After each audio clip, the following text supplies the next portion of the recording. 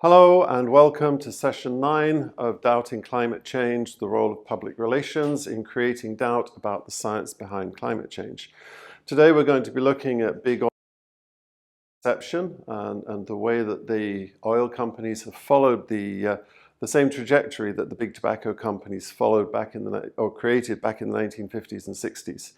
So this is going to be talking about ExxonMobil largely and how over the past 60 years, the company has actively hidden the research that they created that showed that humans were having an impact on the climate, a negative impact on the climate, and how to protect their corporate interests, they continued to deny the impact. So the fossil fuel industry's disinformation campaign about climate change confused and delayed climate action. Its idea was to protect fossil fuel interests and the shareholders in fossil fuel companies to allow them to continue to make enormous profits and have revenues and profits that would enrich themselves. And also it would defend the conservative ideologies, free market ideologies that are largely espoused by the Republican Party in the United States. And more of that in the concluding session. This is where politics will come in to look at the whole process. So the public fundamentally have been denied the right to factual information about climate change. So in terms of the public's ability to impact on policy, if they're not given the facts and if the facts that they're being given are being challenged and disputed by large corporate interests, then it doesn't allow them to make informed choices when it comes to the ballot box, etc. And science has been attacked as climate, and as the science has continued to be attacked, what we're seeing in the world is increasingly catastrophic weather actions that we see all around us, whether it's forest fires or flooding or cyclones, or increasing in intensity and increasing in frequency. So all around us, there's the evidence that has been, the evidence that is the conclusion of the science that said that human activities are having a negative impact on climate. All the time, the large oil companies are denying. And I'm singling out ExxonMobil in this case study, if you will, because there's a lot of evidence around that. But it's not to say that other fossil fuel companies aren't doing exactly the same thing. So I put a slide here, and I'm not sure how easy it is for you to see, but if you Google it, Global Forest Watch, what this is, it's a global map showing the tree loss due to forest fires from 2001 to 2023. And what you see is an increasing number of these forest fires around the world that are destroying rainforests, they're destroying natural arboreal forests around the world at an increasing rate. So it's kind of an interesting graphic to just visually show how over the course of 2 decades, the impact of climate change on forest fires, and our natural habitat has increased greatly. Excuse me. So what I'm showing on screen now is a graph that was produced by Exxon scientists looking at the predicted impact of humanity on the climate as fossil fuels were increasingly consumed. And it shows, the graph shows the current level in the 1960s and 70s, the current levels of CO2 in the atmosphere, and the expected outcome of that in terms of temperature rise. So Exxon knew about this in the 1960s and the 1970s, but they did nothing about it. And looking back at the science that was done by Exxon's own scientists 50 years ago, they were remarkably accurate in their predictions about how this activity would manifest itself. So it knew about climate change specifically in 1981. It knew the impact of human activity on climate, but it's funded deniers and it's funded obfuscation of the facts ever since then, and it continues to do so now. So this is a series, the next few slides are going to be a series of internal memos from 1977, 1988, 1989, 1990, where the summary of the internal memos acknowledges that human activity, extraction of fossil fuels, the burning of fossil fuels, is having a major impact on carbon production into the climate, and then the resultant activity or action of that carbon in the atmosphere is negative in terms of the planet heating up and the consequences of that we see in weather incidents around the world today. So what we see here is the pieces that are highlighted. You can see this is the major statements, the summary of the research that ExxonMobil were doing in the 1970s. And then another one from the 1980s talking about Exxon's position and what to do about this science and what to do about the nascent discussion and discourse in the public arena about climate change, because politicians around the world in the end of the 1980s were beginning to become aware of this.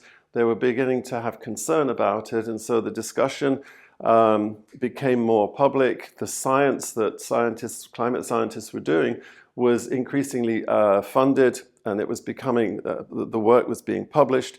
And so the impact of humans on climate were becoming much more widely known. So in 1988, Exxon issued an internal memo that talks about what they needed to do, what their corporate position was. And in fundament, what they said is we have to cast doubt on the science to maintain our position and to continue to be able to extract and sell fossil fuels, increasingly get society more and more hooked on our product so we can make money.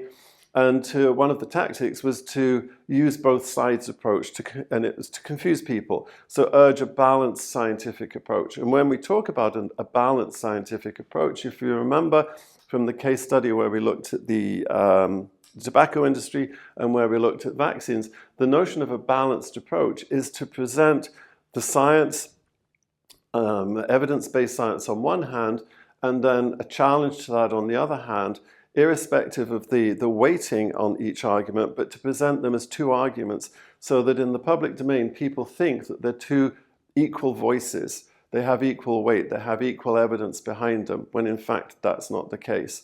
So it's a sleight of hand trick, if you will, that was invented by Hill and Knowlton in the 1950s as a way of defending big tobacco industry. So exactly the same tactics we see being used by the oil industry, even though by 1988, the public were very aware of the causal link between tobacco smoking and lung cancer. And so the big tobacco's tactics had eventually started to fail them as people became more convinced by the science. But the same tactics were now being used by the fossil fuel industries. So 1989, again, stating Exxon's position to this, and this was one of the first instances where we see this evidence of this notion of greenwashing. So the internal memo said, look, we have to stress the environmentally sound adaptive efforts. So they had to support conservation, restrict CFCs, improve global reforestation, etc., like this. So what Exxon was doing in this point is they were making a corporate decision to pretend to support the science, to pretend to support the interest, the research into human activity and the damage it's doing to climate by funding some projects, some small-scale projects. And small scale to them could be $50 or $100 million that they were spending on this science. And so they could have the appearance of being concerned about the environment, but in effect they were still continuing to drill, to extract, to burn fossil fuels. So this notion of greenwashing came out of this memo in 1989. Excuse me. Following in the same memo, victory will be achieved when average citizens understand uncertainties. So basically what they were saying here is Exxon was trying to make the public think that scientists don't know anything for sure. So they're trying to introduce the question of doubt, which we've looked at some length in previous sessions. They were trying to emphasize this doubt and create the scenario for a balanced debate that would benefit the fossil fuel industries and Exxon in particular. And also they were trying to make sure that they could manipulate the media to give attention to both sides. So they were engaging with journalists and the owners of large media corporations like Rupert Murdoch from News Corp, from Fox News. They were trying to convince them to present an argument as a balanced argument. So there were two sides. So on Fox News TV shows, they would never say 98% of climate scientists believe that. They would always say there is doubt about, there is discussion about, there is a debate about the impact. And so just framing a conversation that way effectively undermines the science. So what the oil companies were able to do was to get the media corporations on their side and get the media corporations to buy into this notion of creating doubt. And as we've seen, this is subject of a separate session, was the consolidation of media. And you go back to the 70s, the 80s, particularly looking at the US and North America, you had the media was owned by a lot of different people. And a lot of those voices were very independent. So it was very difficult for a company like ExxonMobil to entertain all of the editors, all of the owners of these radio stations, local newspapers, etc., to have a consistency of story. But with the consolidation of media, so in other words, people like Rupert Murdoch buying up lots of independent news stations, lots of independent radio stations, they all came under the same editorial voice. So all that Exxon had to do was to be friendly and cozy up to the Murdoch empire, and they would get their view espoused on thousands of radio stations in hundreds of newspapers. So again, people were conned by that, if you will, because it allowed the oil company to have one contact with the media, and that one contact would suddenly reach 30, 40, 50 million people, as opposed to pre-consolidation of the industry. The Exxon would have had a much more difficult job to convince so many editors to take such a partisan view of what was going on, non-partisan view of what was going on, sorry. And so what we've seen in the media is this consolidation of power, the consolidation of voice, and the restriction of diversity in independent thinking. And so this is how the media has aided and abetted the fossil fuel industry in terms of perpetuating this notion of doubt when there is very little doubt in the science. And so we come to the early 2000s, and ExxonMobil started to actively put doubt into the media as well. And this is, again, part of the relationship they had with media organizations, is the editorial side would talk about the doubt, the confusion around the science, the lack of certainty. And then ExxonMobil would buy advertising space in those newspapers, those magazines. So contributing money to the revenues of media organizations by taking out advertorials and saying something like, under the headline, science, what we know and what we don't know. And basically what they were trying to do was to further this notion of doubt in society, of confusing people, of making them less certain of the science.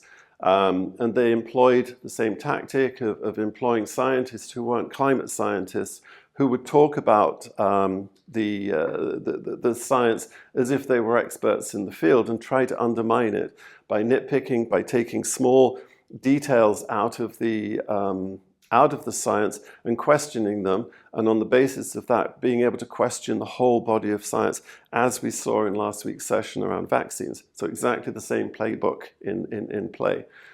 So another advertorial from the same time, talking about unsettled science. And an analysis of this, you can see how one can break down the framing of the debate by ExxonMobil and how it's biased towards their perspective. In other words, to try to undermine the science. Even the title of the advertorial is framing the debate by saying it's unsettled science. So as soon as one accepts the title, those two words, as a framing device around the rest of the advertorial, you're going into it with the bias in your mind that the science isn't weighted the way that it is. In other words, 95% of climate scientists know that that human activity is having disastrous effects on the atmosphere and on our climate. So these are the tactics that ExxonMobil embraced. In 2007, there was a report by the Union of Concerned Scientists. It was entitled Smoke, Mirrors and Hot Air. And it was fundamentally, the whole report was geared towards showing how ExxonMobil used Big Tobacco's playbook tactics to manufacture uncertainty on the climate science. So the Union of Concerned Scientists is a loose affiliation of scientists who are working in the field of climate change and trying to understand and do research to further humanity's ability to understand what was happening and how to maybe to counter that. One of the issues with organizations like Union of Concerned Scientists is that they don't have the financial resources, they don't have the media resources that a corporation like ExxonMobil has. So even though a lot of scientists contributed to the generation of this report, it was put in the public domain, it wasn't promoted in the same way as the advertorials, for example, that ExxonMobil was creating. So it didn't generate as much traction. It didn't get as much reach into society. And so it kind of disappeared without making much impact. So move on to, if you remember, we talked about in terms of, when we were talking about the tobacco's playbook, talked about a scientist from Harvard called Naomi Oreskes, and she did a lot of research around the tobacco smoke and the tobacco industry's use of these tactics. And you'll remember that she also wrote a paper in the early 2000s that said that 95% of climate scientists in a meta-analysis proved that human activity has a negative impact on the atmosphere. And so she's continued to work in that arena, and with colleagues, they published a report that basically did exactly the same kind of analysis that she did in the tobacco industry in terms of looking at internal memos. And under the Freedom of Information Act in America, researchers can gain access to corporate archives looking at corporate memos. And if anybody's ever seen the movie Erin Brockovich, what the corporations do when they receive a Freedom of Information court order that they have to turn over these documents, they will give millions of pages. They'll print everything out, give millions and millions of pages to the people making the request in the hopes that they don't find anything, because what the researchers are looking for is buried under an avalanche of paper. But through due diligence, the scientists, the researchers managed to find the documents that, if you like, are the smoking gun. So in this report, internal corporate documents prove the fossil fuel industry knew the reality of human-caused climate change, and they've known about it for decades. And they had the actual memos, which is what I've shown you before. Those were in some kind of circulation. But then this report came out, and it started to, again, have some impact. What they did is they summarized that report in 10 words. And it's the essential truth about climate change. It's real, it's us, experts agree, it's bad, but there's hope. So 10 key words. And this was the first time that the climate scientists lobby, the 95% of scientists who know they have evidence that human activity is impacting negatively the climate and our atmosphere. They came together and they had a voice, and it was a voice that understood media. So it started to create media-savvy communications. So to be able to sum it up in 10 words, it's real, it's us, experts agree, it's bad, there's hope. This is the kind of messaging that media corporations can embrace because they don't have to think about it very much. And the scientists in this case, in producing this report, were making it easy for media organizations, for lazy media organizations without a lot of resources for investigative journalism, to actually begin to understand something, because they're putting it very simple. Global warming's happening, human activity is the main cause. Scientific consensus on human-caused global warming, etc., etc. So, just to recap, 5 techniques of science denial: fake experts, logical fallacies, impossible expectations, cherry-picking, conspiracy theories. So on this slide, again, this is just a breakdown of what these different fallacies, how they operate. Fake experts, they promote dissenting non-experts. And we've seen this in tobacco, we've seen it in vaccines, we've seen it in climate change. So there is a body of scientific evidence from scientists who work in the domain and discipline of climate science 95% of them agree that human activity causes the changes to our climate. So what the oil companies do, the fossil fuel companies do, is they'll find people who've got a PhD in a completely unrelated field, and they'll read the report and they'll find something in it that they say, well, I don't quite agree with that. And then media organizations give these experts the same platform time, the airtime, in putting forward their challenge to the science of climate scientists.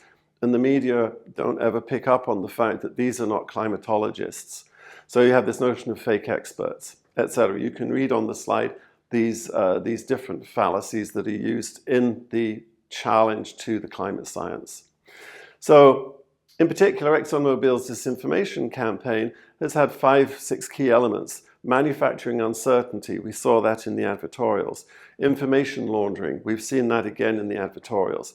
Promoting scientific spokespeople, again, that's the fake experts. We see them doing this a lot. And if one looks at the lobbying activities that ExxonMobil has done, you can see on their roster of advocates and of lobbyists a lot of people with PhDs and master's degrees, but not in climate science. Also, what these companies have been trying to do is to shift the focus of the debate away from human activity causes climate change to a small area of that, and trying to have a conversation about that so that the media attention on the main debate is deflected. And the final point is buying government access. And this is what large corporations can do that loose affiliations of scientists can't do, is they can't gain access to the lawmakers, to policymakers that sit in Washington or in Ottawa. They don't have the same resources, they don't have the same, that's financial resources, they don't have the same human resources, and they can't buy the media experts that large corporations can do. So the disinformation campaign, what it's done is it's reduced public understanding of climate change. It's introduced doubt, it's introduced confusion and uncertainty around the evidence. So what that tends to do is it lowers support for climate action. So by focusing a debate on whether we need electric cars and kind of fooling people to thinking that electric cars are the solution to climate change, if one understands this notion of cradle to grave around public transport, or public access to cars, etc., then really the impact or the carbon impact of electric car industry can be similar to that of fossil fuel car industry. So it lowers, and so you'll see this at the moment where there was a great surge in people buying electric cars over the last 3 or 4 years.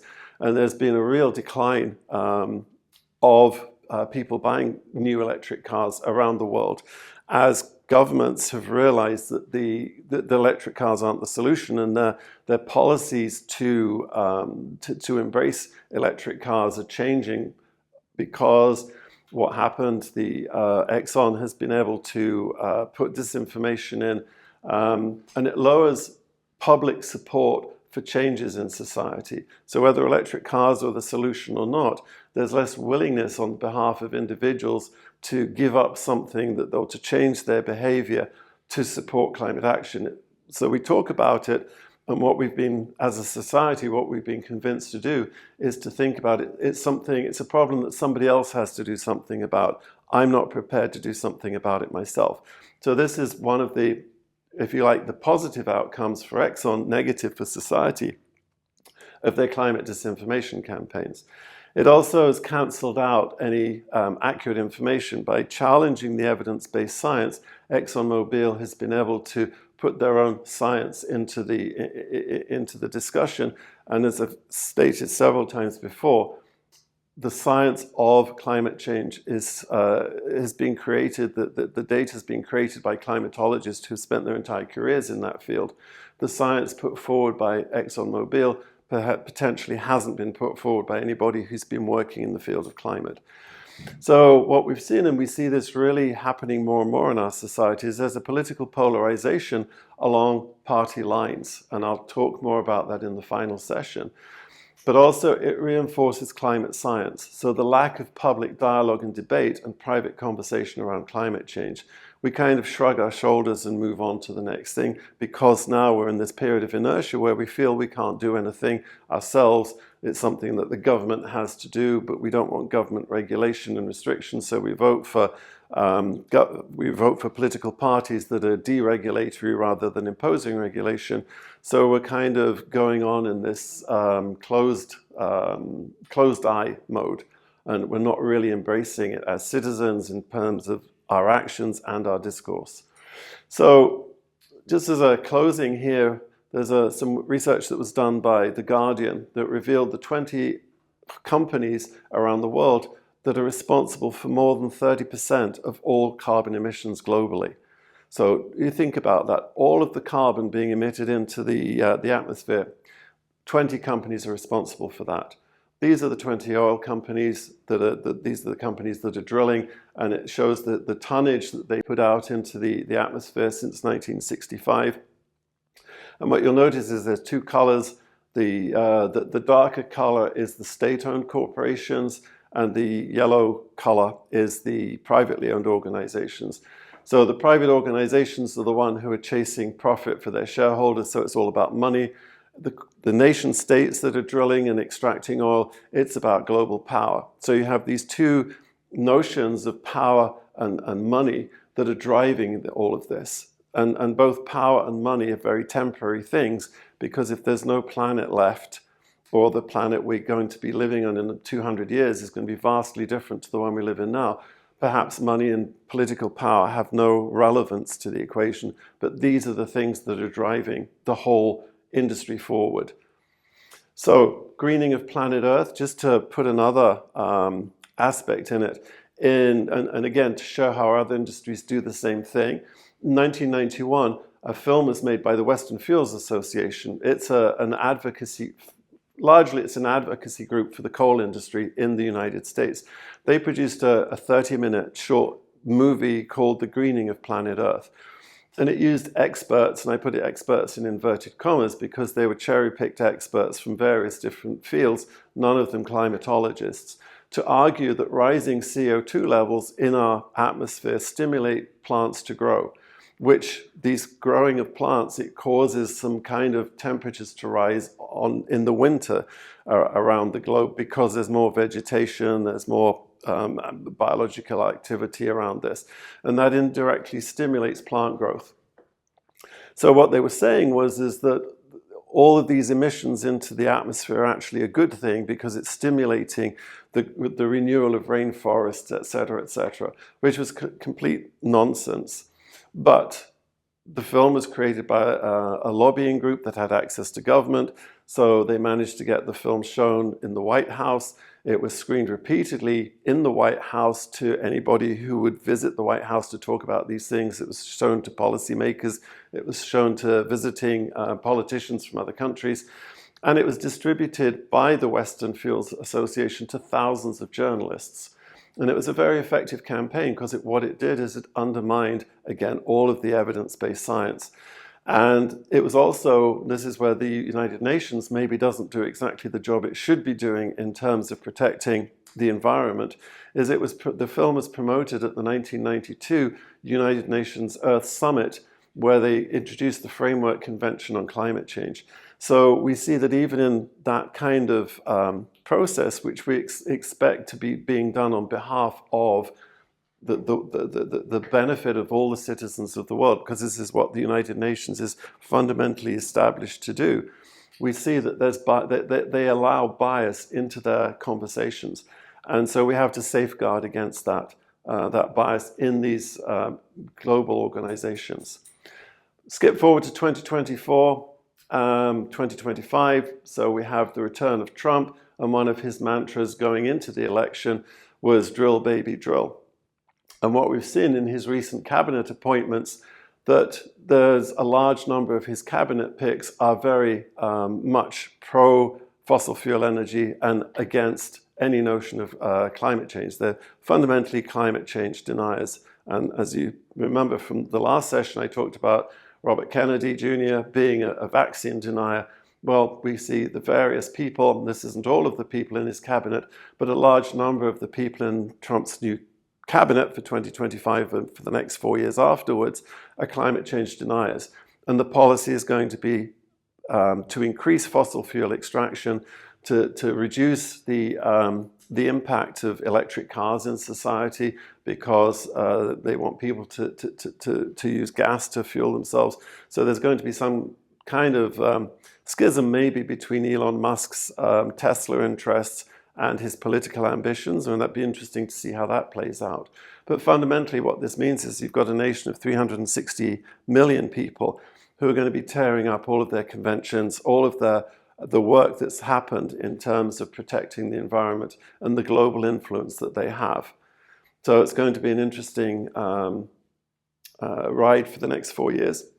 And what I've tried to show in this session is how large oil companies have, and the interests around them have used exactly the same playbook that the tobacco industry used, that vaccine industry used, various other industries have all used exactly the same playbook very, very successfully in undermining and denying the science, the evidence-based science behind the benefit of vaccines, behind the causal relationship between tobacco smoking and cancer, and between fossil fuel extraction and consumption and climate change.